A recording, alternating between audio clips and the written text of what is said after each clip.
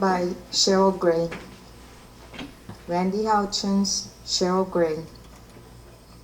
Now, how do I follow that? Yeah, that's pretty hard, Randy.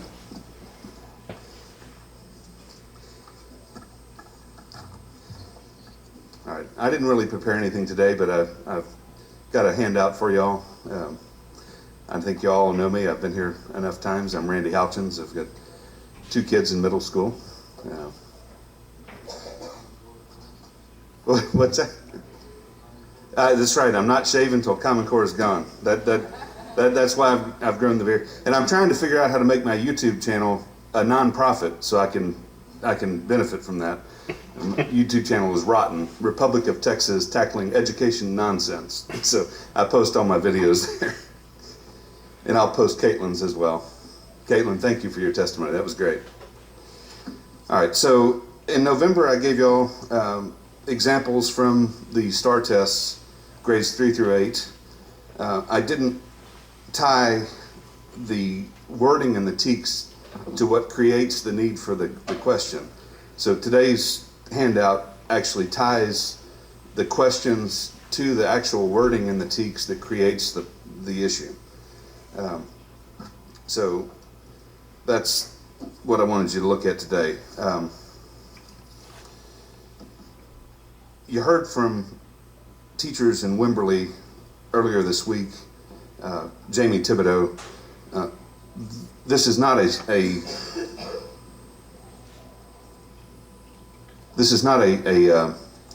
assessment issue. This is actually a standards issue. The questions that we see in the STAR test are because of the wording in the TEKS. So we really want y'all to take a look at the wording in the TEKS and what we need to do to correct that so that we don't see these problems. One of the best examples of the trying to find it here on page 11 of my handout is testing TEK 3.4K. In the content standard itself, it calls for solve 1-step and 2-step problems involving multiplication and division with 100 using strategies based on objects, pictorial models, including arrays, area models, equal groups, properties of operation, and recall of facts. That's 7 different methods that have to be tested. So that's what creates some of this issue in having the teachers have to teach all of these methods because they don't know which one's going to be tested. So we've heard from some of the math experts that say they intentionally put this wording in the TEKS so that it would be taught. They knew if they put it in the TEKS it would be tested, and if it was tested it would be taught. So we really need to get this reform math out of the TEKS. I truly believe that the TEKS are in violation of statute chapter 28 section 002I. We shouldn't be teaching methodology. These methods that are in the TEKS, they're methodology. You're dictating methodology that needs to be taught, and it's clear from these examples. It's showing up on the assessments. This is a 65-page document. These are just what I found, and there could be more because the 2015 questions, we didn't get all of them. This is just the samples they released. So anyway, I thank you for your time. I hope y'all get a chance to review the packet. Randy, once again, a lot of detail. We really appreciate you providing us examples instead of just coming and talking. You know, it really helps us to visualize what's going on. And then yesterday we had an opportunity as members to go up and actually look at the exams that have not been released, so we could kind of see, now that we've seen several examples of issues, and we could actually go through. So that was a good opportunity for the board members as well yesterday. I'm looking forward to reviewing those tests as well. Yeah, I think the next release is August. I think August is going to be the most current one. It'll be released in August, I believe. So you'll have to look for it then. Oh yes, Mr. Allen. Randy, how you doing? Speaking with you earlier, you talked about some, and I talked about maybe some simple things that occur. You said that maybe some removal of some of this language or replacing of some of this language. So if you had the magic wand and these things that you've highlighted were removed, what do you think would then happen with the curriculum as it pertains to the standards for our children? Well, I think removing, we heard talk of removing the such as statements from the TEKS, and I'm not so sure that will solve all the problem. But removing wordings that says represent, that's what creates the drawing the pictures that Caitlin talked about.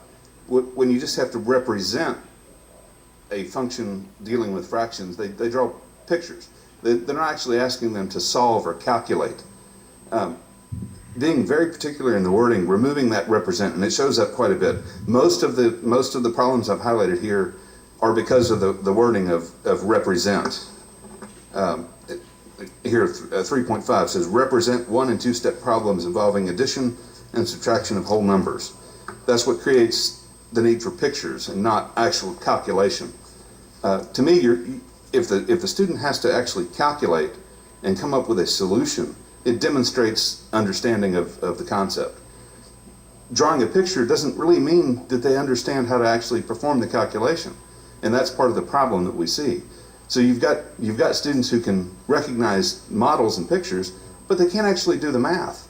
And you hear that people are showing up in college not prepared for the college work, and it's because of this. It's because of they're not getting the foundation they need. And this battle of conceptual understanding versus knowledge and skills has been going on for a long time. And if I recommend 2 articles in my summary here at the front. Dr. H. Wu's A Bogus Dichotomy, Basic Skills versus Conceptual Understanding. That's a great article. Another one is Dr. Hines mentioned A Brief History in Mathematics. The battle of which way to teach kids has been going on for 100 years. It's not something new. Common Core isn't new. These reform math methods have been tried, and there's no evidence that they have ever worked. And that's why we get so frustrated as professionals who deal with math every day. We have lots of evidence that says this method does not work. It fails students every time it's been tried. And why are we doing it again? So. Mr. Rowley. Madam Chair, I thank you, Mr. Hutchins, for coming, and Dr. Hines and Mr. Pendergraft and others. And so I'm ready to hear and to study and to look at this issue officially. We've every time these folks have come, and they've appreciate it very much, but I guess I'm enough of a lawyer that I want to hear the other side, and I don't ever hear anybody stepping up and defending these standards.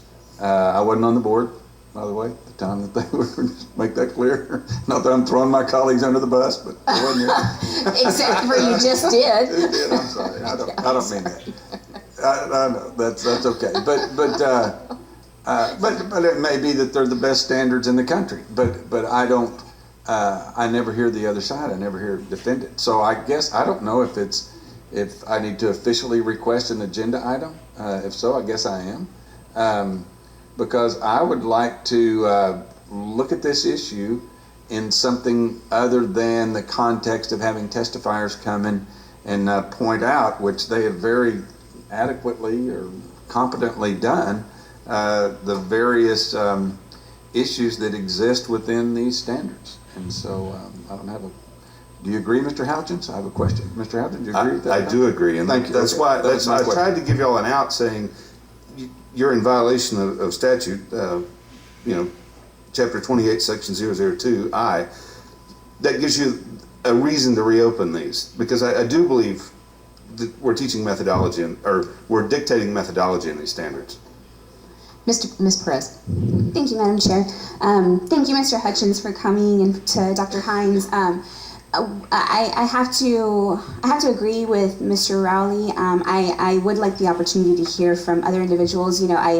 Appreciate the time that you all take to come up here and to testify. I know that you're very passionate about what you see going on, but I do have to say, over the last several meetings, I've never had representation from my district with these concerns. And so, and I've never heard from parents, I haven't heard from teachers, and although the math standards we understand, are challenging, they're not perfect. I would very much like to hear and give other districts an opportunity to come and represent, because it's just a little baffling to me that I haven't heard from my district when I represent 1.5 million, and that there haven't been individuals that have come up to testify. And so if we can have just a fair understanding of what's going on, that would just, I would appreciate that. I will get some people who have reached out to me on Facebook to address you. We're not all 50 miles from the Capitol, as you stated in previous times I've been up here to testify. As you see, Mr. Pendergraph came from Houston. So there's quite a few that will reach out to you. So it seems that perhaps the question could be, perhaps, that we might put an agenda item. Ms. Martinez, you can correct me if I'm wrong, that might have to do with whether we should streamline the math standards that we've got. That perhaps that's the approach that we look at this. If you wanted to have such a discussion item, you certainly could post that at a future meeting. Dr. Dominguez. But one of the things that crosses my mind all the time, number one, it's the same folks, and then number two is that where are the educators that wrote these standards, the review team? Have we ever approached them? Have we ever made it a point? I don't think we've never that's done in the invited process. testimony about it. That's true. And so, invited. On the instruction committee. That's true. it's the same. It's the same. It's not. I mean, on the review teams, how many people do we bring in by grade level and so forth? And so that's my question. So you have Thank you. had some representatives from the review committees come in and provide testimony in the committee on instruction. Yeah, I'd forgotten because I went to one of those hearings. I remember. Yeah, that's true. But that was really at the early stages, honestly. And for me, I wasn't. This was newly introduced at that point for me. And so now we need more. Now we've had a lot more information, is what I'm trying to say. And Ms. Beltran. Thank you, Madam Chair. And thank you, Randy, for your extensive research and commentary, and others who have testified, and for your passion on this work. I would just want to echo some of what has been mentioned in the past. These are standards that this board approved. I also always kind of find that striking that, I just don't know how this... If so many people are so unsatisfied and this is the same body that approved it, it's a little bit confusing to me. But Madam Chair, I don't want to recommend that we move directly to streamlining, because I don't know that there's consensus that that's the answer to the question. And so I would hesitate this board to move so quickly to streamlining if we haven't necessarily identified that that's the issue. And in my, just kind of thinking about this, I think that perhaps some of the confusion, and I've actually talked to the commissioner about this just yesterday, is the process standards, and I happen to believe that they're helpful. I think perhaps some of the confusion is that teachers feel like they have to teach every single one of the process standards for every single one of the standards. And so I feel like there's disconnect there in terms of, again, we've had conversations about what this looks like in terms of implementation. And so I again, just my recommendation as we walk out of here is not to say let's go streamline these, because I don't think that's where we are. I think it's more about having a conversation. How did these standards get created? What was the thought process behind it? And then moving on from there. Yeah, I think, what I would say is the agenda item ought to be more around. You may have a question for Randy. He's just standing up there. So I wanted to comment on what you just said, Ms. Beltran. I encourage you to read the handout I gave you. I'm not saying it's just the process standards. In every single one of these examples I've given, it's tied to wording in the content standard that creates the issue of representations, pictorial models, objects, number lines, and not actual calculations. So it's not just, I don't want to give the impression that it's just the process standard. Right, we got that. Thank you, Randy, we really appreciate it. So, I guess the agenda item I would envision is that should we revisit the streamline, not that we will, it's more of a should we. I mean, I'm up to the members as to what you would like to put on the agenda with that. I don't know where Monica. Want to make sure a should we could be put in. Could that be put correctly? It could be. Okay, great. Shelley's representing over there. Okay, Mr. Mercer.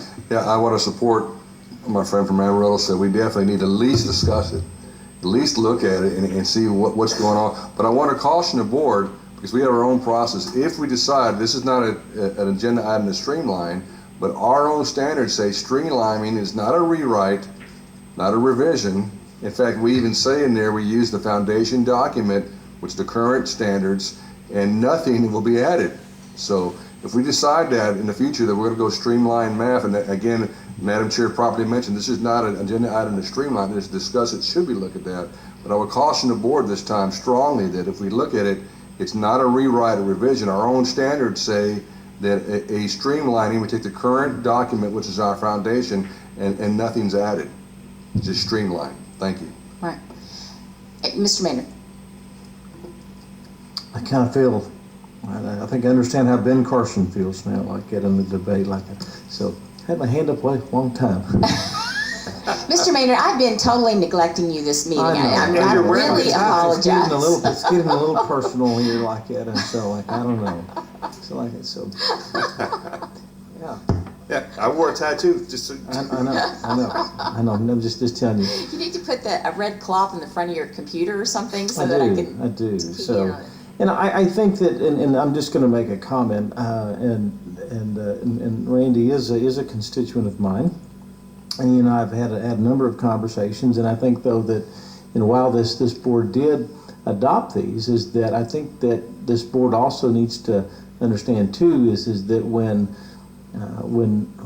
policy or rules or whatever we do have unintended consequences, that the board should have the courage to at least have the conversation and to examine, well, that while the intent of a particular language of a rule was as such, how that is executed when it actually goes out there in that environment, in the environment of standardized testing, and all of those different moving parts that are out there, this board should have the courage to at least have an honest discussion about those unintended consequences. And I would support that. And Randy, thank you for coming down. Yes, Mr. Alley. Yeah, and I was being a little bit tongue in cheek, by the way, whenever I mentioned that I wasn't on the board at the time, and I do want to apologize to my colleagues. I have been supportive of these standards, and I'm sure had I been on the board that I would have certainly listened to the experts that you all did and made a similar decision. Just want to let y'all know that I feel bad about that. I was a little bit tongue in cheek. But having said that, I still want to reiterate, as it sounds like my colleagues as well, that I think it's certainly worth the discussion and the conversation needs to take place. Because again, I'd like to hear both sides of the issue, and I don't know that we've heard that. So. Yeah. Ms. Perez. And Madam Chair, if we do make this an agenda item, I'd really like to request that a formal invitation be sent to the members that were part of the review process. I think that's really important because that'll help walk us through, but especially for those of us who weren't on the board, exactly the rationale and thinking through. Yes, Dr. Dominguez. And I know Dr. Dominguez, put that on there. for some folks, coming to Austin is within a day. They can come in 2 hours, 3 hours. But those that are from far west, let's prioritize and make sure we've got them at the front so that they can get, or whenever the timing works out. Once again, if we could go to Skype for some of these folks who I don't know what all it Is that allowed or do we for us have to do funds? that? I'm not sure if Or that's do we have allowed. funds to bring them in as well, you know, because Yeah, it's always. we don't have funds. We're trying to scrape every penny that we can to continue your English language arts and Spanish language arts and reading work moving forward. So we don't have the travel funds right now to try to bring those folks in. We can certainly try to explore The Skype? the remote participation. But the other thing is that there's nothing that would preclude those individuals from sending in written testimony. They can send in written testimony in advance and provide that to all of you, and that has been oftentimes a way that individuals who cannot be at a meeting can still provide the information that they'd like to provide.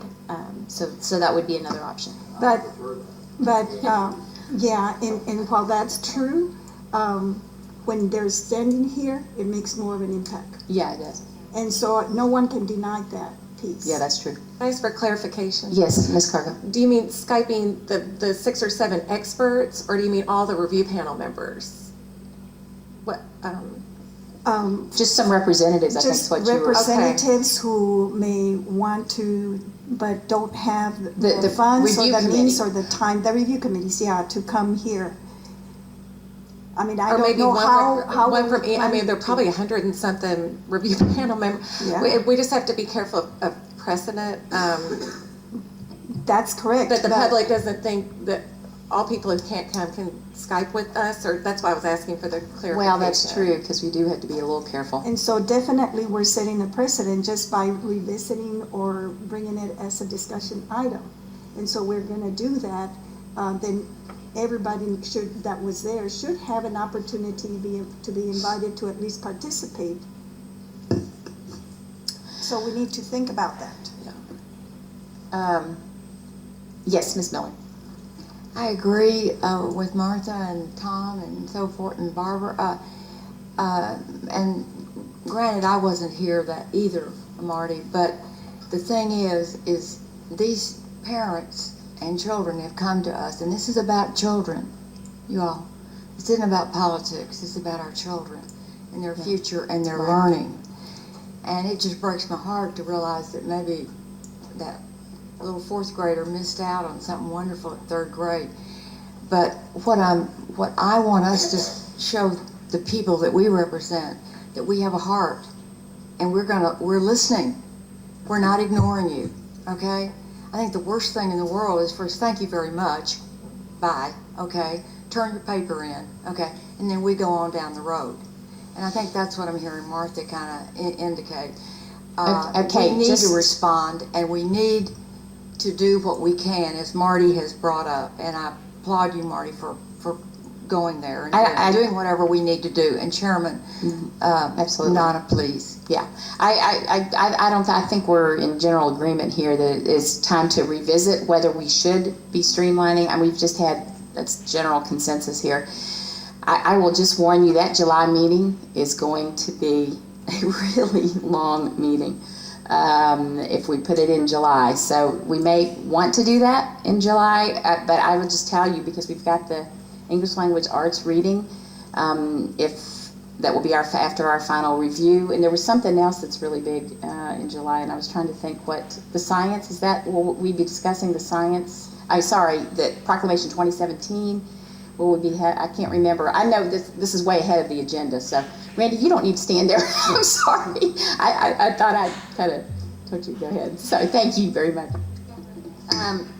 Yeah, I can't off the top of my head think of what else we would have. I think some of it's going to depend on whether it's further discussion of the standards in July or first reading. If it's first reading, then we would, I believe, have an item related to the proclamation, but if it continues to be discussion, then it wouldn't yet be time to discuss the proclamation. So I think there's still a few decisions that need to be made before we have a good sense of what you have to have on your agenda. Members, if you'll allow me the opportunity to visit with staff about what's going to be on the July agenda, kind of looking ahead and the timing of when we do this, because even if we agreed that yes, it's time to streamline, it would be down the road, correct? Because we've already got science scheduled, social studies, so it's not like it's super, we have to get this done right this second. And so because we've already got streamlining scheduled. And so I don't think it's going to make a difference in that in the actual execution, should we decide to move forward, if we had it on the agenda to have that discussion, not necessarily in July, but maybe September. Yes, Mr. Allen. Oh, I'm sorry, Mr. Allen. I was just trying to put on the table a possible workshop, an opportunity to have some development and understanding for the board. I think it's when we're talking about things historical, it's not necessarily a item for the agenda, but a time for a workshop. That's a great idea. You know, actually, I would rather do it in that format. So the workshop is usually around, could be around a meeting or a separate meeting. Yeah. In this case, as I was sitting here, and I understand that when we were facing the approval of these standards, we all came unanimously believing they were the best standards in the United States at that time. Right. And so what the questions are coming up now is historical in nature. And so that means there needs to be some understanding of what took place, why, and the processes. And I think that's more of a workshop versus coming and having an expectation of a discussion item that somebody wants you to move to an action item. You know, and I think what we need is some clarification and some professional development around the subject first before we go forward in terms of giving some hope that we're getting ready to make a major change overnight. I would be in complete agreement with that. Ms. Hardy. I would agree with that too, because I think that even at this point, a lot of people, I was there when they were doing this, and they would have liked to have had another another meeting, and we just ran out of time. We rushed them at the end, and one of the things I've heard them say in retrospect, they would like to do da-da-da-da-da. That's the math people, you know, that they would like to, but I think it's very important that we don't put math in front of social studies and in science, that it gets in the lineup with everything else. Yeah, that's why I'm saying if you'll give me some flexibility to schedule that timing and I think the workshop is a better idea around a board meeting, then like an extra day will come just for the workshop around a board meeting. Yes, Mr. Rowley. Yeah, and I think that's part of the conversation, actually, as to whether or not you do move ahead of science or you do move ahead of social studies. I'm not advocating that, but I'm saying that's part of the conversation. But I agree with my colleague. That's what I started the conversation with. I'd like to be more fully informed, better educated than just based upon the testimony and the handouts that I've received. Absolutely. Ms. Beltran. So at the risk of beating a dead horse here. Yeah. I think there's general consensus. But I did also just want to note that, you know, I am appreciative of the parents who have testified, and I know it's a lot of time. I'm very interested in hearing from teachers as well. And so part of the review committee, you know, I think obviously those include educators, but I'd also like to hear from educators who are implementing the standards across the state and just kind of hear their thoughts. We have plenty of teacher representatives and teacher groups here in Austin, and they're not here talking about it. And so I'm just, you know, I'd like to get that perspective. So is it okay if we let me work with staff and figure out when that work session might take place? And then we'll move forward from there. Okay, thank you, members. Let's move on from that, if that's all right. Yes, Dr. Dominguez. One more comment, maybe an online survey. I mean, when she said reach out to, you know, to educators, principals. Yeah, we will put together how that's going to look, if that's all right with you guys, and any suggestions. I'm sure Monica's writing that down, so we'll, Ms. Cargill. I do want to remind everybody, though, at a workshop, there's no public testimony. I mean, it is the board working with, I guess, so invited testimony. People that are invited. Well, it's not really testimony, though. Monica, do you want to explain how that works? Yeah, that's a good question. It really is invited. You're working with staff. But you can invite people to speak like we did with the publishers. But it wouldn't be. I mean, you would have to be very clear on who it is and why it would not be for a time for members of the public to come and testify. But that's why, I guess, because what we're saying is we want to hear from the teachers, we want to hear from the review members. Can we not ask them to invite and then maybe have a survey as part of this? Yes, Ms. Hardy. In the past, when we've done a workshop, I believe Ms. Cargill was the chair of that workshop, we brought in the panel members who were on the writing team to address what their intent was. So we can extend invitations is what I'm trying to say. Yes, Monica. Well, so I can think of two instances where you had individuals other than staff at a workshop. One was actually the last time that we reviewed and revised English, language arts, and reading, and you invited a panel of reading and language arts experts. So they were part of the conversation. And then, as was previously mentioned, you invited publishers when there was a conversation related to the instructional materials. So again, I think you would need to be clear on who you were inviting and the reason for that testimony, because it wouldn't be an invitation to members of the public at that point. Yes, Ms. Melton Malone, you haven't spoken yet.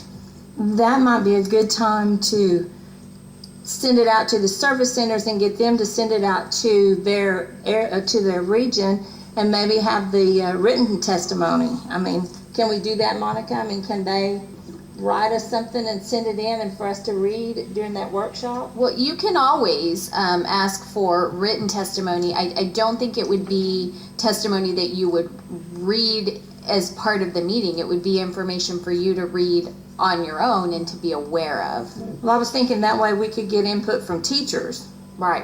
To do that with the teachers, to get some input from them on how things are working.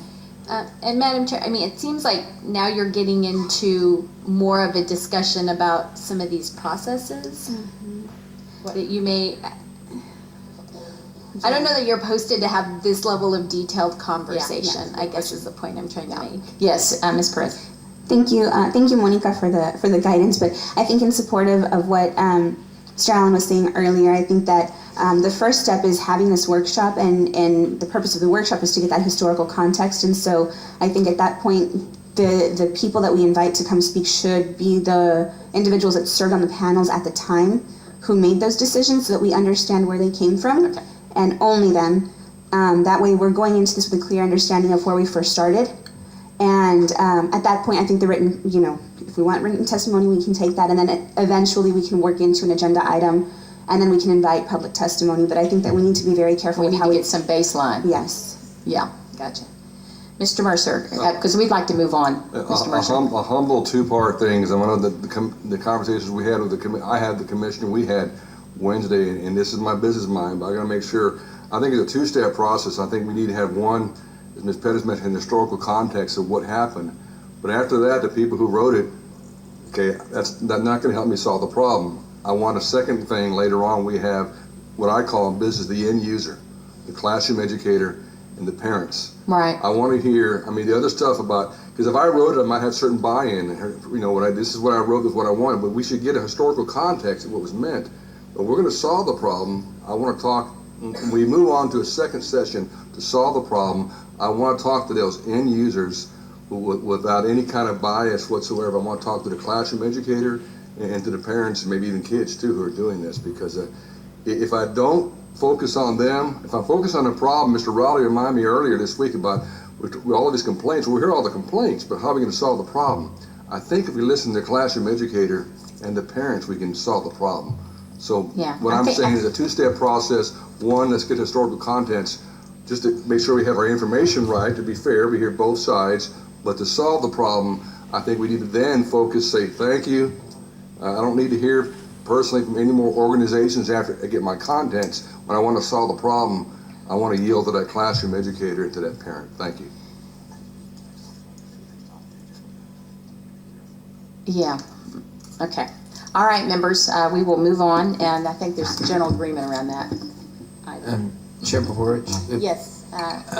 So there was a question asked earlier about how long the prohibition to methodology had been in statute, and I've been able to trace it back to at least 1990. So for the past 26 years of the SBOE operating, that has been in place and would have applied to all of the standards that you've adopted since that, in that time. Yes, members.